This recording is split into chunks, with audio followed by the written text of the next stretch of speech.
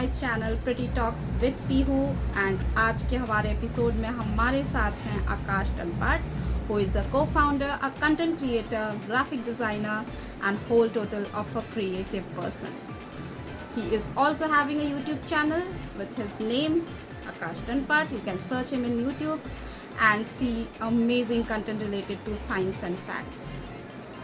So let's have him in the show and hear some amazing content related to market and other things which you will really find very interesting.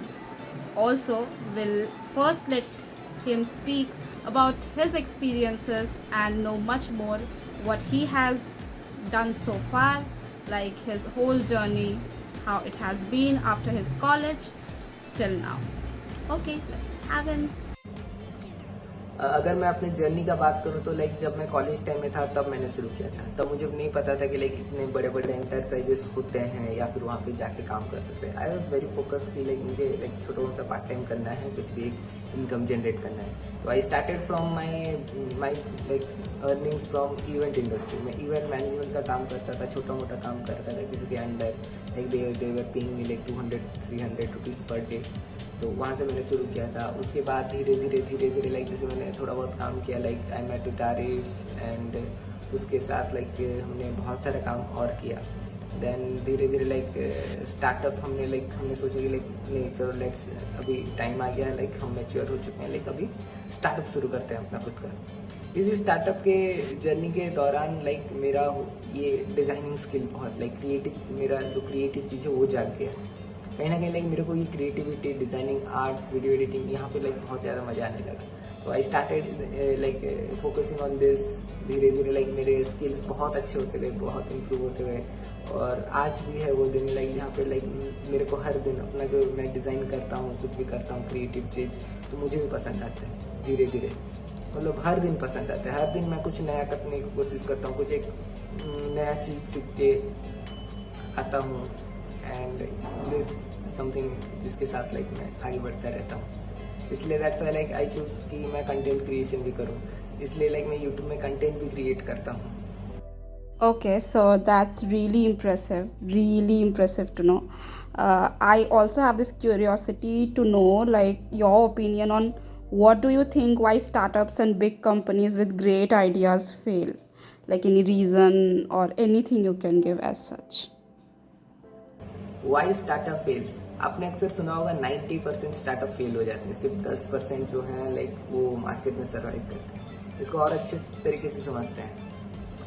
80% startups पहले साल में ही fail हो जाते हैं, with in the first year they fail. 20% startup ऐसे होते हैं जो कि बियॉन्ड 5 ईयर्स तक सर्वाइव कर पाते हैं। 8% स्टार्टअप्स ऐसे होते हैं जो बियॉन्ड 10 ईयर तक सर्वाइव करते हैं। तो इसलिए इसको एक एवरेज करके बोला गया कि 90% स्टार्टअप्स फेल हो जाते हैं, सिर्फ 10% स्टार्टअप्स ही सर्वाइव कर पाते हैं। अब स्टार्टअप का फेल होने का बहुत सारे रीज़न हो सकते हैं। पहला रीज़न जो सबसे इम्पॉर्टेंट रीज़न हो जाता है वो वाई। क्यों आप ये स्टार्टअप क्यों करना चाहते हैं? आप कोई मार्केट में प्रॉब्लम सॉल्व कर रहे हैं या फिर आप जस्ट सब स्टार्टअप कर रहे हैं इसलिए आप भी स्टार्टअप करना चाहते हैं? क्या आप एक्चुअली कोई मार्केट के प्रॉब्लम को सॉल्व कर रहे हैं या फिर आप एक्चुअली कोई मार्केट में जो गैप है उसको फिल कर रहे हैं? अगर आप नहीं कर रहे हैं तो आपका वाई क्लियर नहीं है, या फिर आप अगर सिर्फ पैसे कमाने के लिए स्टार्टअप करना चाहते हैं तो you are going to fail. तीसरा रीज़न है इनिशियल फंड्स। अगर आपके कंपनी के पास इनिशियल फंड्स हैं 5-6 लाख 10 लाख हैं तो वो एक आपके बिजनेस को बहुत अच्छा किक स्टार्ट देगा। नहीं तो इनिशियल फंड से एक बहुत बड़ा रीज़न बन जाता है कि एक बूस्ट अप आपको नहीं मिलता है। आप बिना फंड्स के मार्केट में उतरने गए तो हो सकता है आपको बहुत सारे प्रॉब्लम फेस करने पड़े। तो अगर इनिशियल फंड्स आपके पास है और उन फंड्स को आप वाइजली यूटिलाइज कर रहे हैं देन आपको एक किकअप मिलेगा। का रीज़न हो सकता है गो टू मार्केट स्ट्रैटेजी। आपने बिजनेस बना लिया, आपने सब कुछ बना लिया, आपने टीम बना लिया। अब लॉन्च के टाइम अगर आपने सही तरीके से मार्केट में एंटर नहीं किया, सही तरीके से आपने अपने कॉम्पिटिटर्स को नहीं पहचाना, तब दिक्कत हो जाएगा। मान लीजिए आप एक कंपनी है, स्टार्टअप है और आपके कॉम्पिटिटर्स कोई छोटा मोटा कॉम्पिटिटर है, ठीक है, जस्ट नया वो भी मार्केट में है, देन आपने भी तो वहाँ पे आपका एडवांटेज क्या हो जाता है? अगर फर्स्ट कम फर्स्ट मूव वाला एडवांटेज आ जाता है। पहले आए पहले मूव कर लिए, वो एडवांटेज आपको मिल जाता है। और आपका सेकंड है कि आपका जो कॉम्पिटिटर्स वो भी इतना बड़ा नहीं है, तो आप मार्केट में बेस बना सकते हैं। अब अगर आपका कॉम्पिटिटर बहुत बड़ा है, उसके पास बहुत पैसे हैं, खरबों अरबों रुपए हैं, तब आप क्या करोगे? क्या आप उस टाइम हेड ऑन कॉलिजन ले पाओगे उसके साथ? नहीं ले सकते। इस केस में आपको क्या करना है, आपको एक स्ट्रैटेजी बनाना है, एक यूनिक स्ट्रैटेजी जो उस पे काम नहीं कर रहा होगा। नहीं, कुछ इनोवेशंस के साथ आपको मार्केट में उतरना पड़ेगा, तभी आप कम्पीट कर सकते हैं। कुछ एक्स फैक्टर आपके बिजनेस में अगर नहीं है इसमें, जो उससे 3-4 गुना अच्छा हो, वैसे आपके पास एक्स फैक्टर नहीं है, तो they are going to cut off your heads. Last reason है इनोवेशन। बदलते मार्केट के साथ अगर आप नहीं बदल रहे, आपके ऑडियंस को आप नहीं समझ रहे, उनसे जो डेटा आ रहा है उसको आप नहीं समझ रहे हो, देन आप फेल हो जाओगे। आपको शॉर्ट टर्म स्ट्रैटेजीज बनाना है। स्ट्रैटेजीज कभी लॉन्ग टर्म नहीं होते, स्ट्रैटेजी शॉर्ट टर्म्स होते हैं। लाइक आज से मैं 10 साल का स्ट्रैटेजी नहीं बना सकता, मैं 10 साल का विजन बना सकता हूँ, बट स्ट्रैटेजीज मेरा शॉर्ट टर्म्स के होते हैं। क्योंकि लाइक ये स्ट्रैटेजी जो भी हम बनाएंगे बिजनेस में, वो सारे बेस्ड होंगे अपने कस्टमर्स के डेटा से। लाइक उनको कैसा एक्सपीरियंस है, वो किस चीज़ में इंटरेस्टेड है, हमको उन चीज़ों को बेहतर बनाना है। तो प्रॉपर इनोवेशन के साथ मार्केट में हर टाइम अपने अंदर इनोवेशन अगर आप नहीं लाओगे तो आप फेल हो सकते हैं। तो यही सारे थे कुछ 5 रीजंस जिसके कारण जनरली स्टार्टर्स फेल हो जाते हैं। When it comes to giant companies, बड़े बड़े कंपनीज जो एक लेवल तक पहुंच चुके हैं, मतलब मैं नहीं मान सकता कि लाइक उनका मैनेजमेंट खराब है। उनका मैनेजमेंट अच्छा था, उनके लीडर्स अच्छे थे, इसलिए वो कंपनी एक लेवल तक पहुंच गए। उसका फेलियर का रीजन कुछ और हो सकता है। हो सकता है उसने बदलते मार्केट के साथ अपने आप को नहीं बदला, हो सकता है उसने ऑडियंस का नीड अच्छे से नहीं समझ पाया, हो सकता है जो नए टेक्नोलॉजी का पेनिट्रेशन हुआ उसमें वो लाइक अब स्टैंड नहीं ले पाया, या फिर अपने इंटरनल टेक्नोलॉजी को उतना डेवलप नहीं कर पाया। लेट्स से एग्जांपल है नोकिया का। नोकिया आज क्यों फेल हो गया? अगर आप इमेजिन करें कि लाइक 90s 2000 का दौर था, वो पूरा नोकिया का था। More than 50% of market share Nokia का था। फिर ऐसा क्या हो गया कि नोकिया फेल हो गया? नोकिया का जो डाउनफॉल आया वो शुरू हुआ जब स्मार्टफोन्स मार्केट में पेनिट्रेट किए। क्योंकि नोकिया जब था लाइक इसका बस फोन का उस टाइम बस यूज था कि लाइक कीपैड फोन होता था, कैमरा होता था एंड दैट्स इट। फोन में बात करो, इनकमिंग आउटगोइंग, तो बस उतना ही था। बदलते टाइम जब touch screen phone like market में इन्वेड किए तो उसका पर्पस बहुत ज़्यादा था। वहाँ पे सिर्फ आप फ़ोन में बात करने के लिए उस फ़ोन का यूज़ नहीं था कि आप अलार्म सेट करो, उसका यूज़ नहीं था। उसके कई और डिफरेंट सारे यूजेस थे। तो उस टाइम नोकिया ने अपने आप को उतना नहीं बदला, इसके कारण वो फेल हो गया। एप्पल जब मार्केट में घुसा तो उसने अपना खुद का सॉफ्टवेयर लाया iOS, जो कि लाइक बहुत ही like advance software.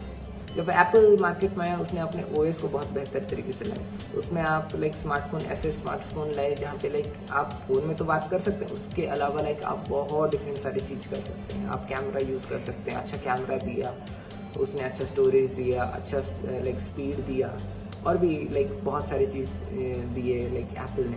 But Nokia ने क्या कहा कि like I will develop my own OS। Symbian नाम का था OS उनका। तो वो खुद अपना लाइक OS को और बेहतर करना चाहते थे। बीच में लाइक एंड्रॉयड ने भी आके बोला कि नोकिया लाइक स्मार्टफोन का दौर आ रहा है, आप एंड्रॉयड ले लो, एंड्रॉयड OS को अपने नोकिया के फ़ोन में डालो। बट नोकिया का यही था कि like will develop our own OS and उसी को हम लाइक आगे लेके जाएंगे। अब उस टाइम तक लाइक ध्यान नहीं दिया नोकिया ने लाइक दूसरे का OS लेने का, बट अपना जो सिम्बियन OS था लाइक उसी के साथ आगे बढ़ने का प्लान किया उन्होंने। तो हुआ यूँ कि लाइक वो इस सेक्टर में तो फेल हो गए, OS वाला सेक्टर में फेल हो गए। प्लस उन्होंने क्या कि लाइक उन्होंने प्लान किया था कि वो नोकिया ने प्लान किया था कि कीपैड फोन्स लाएंगे और बेहतर तरीके से कीबोर्ड, लाइक जहाँ पे A to Z सारे कीज होंगे 1 2 3 पर, उस टाइप के फोन्स।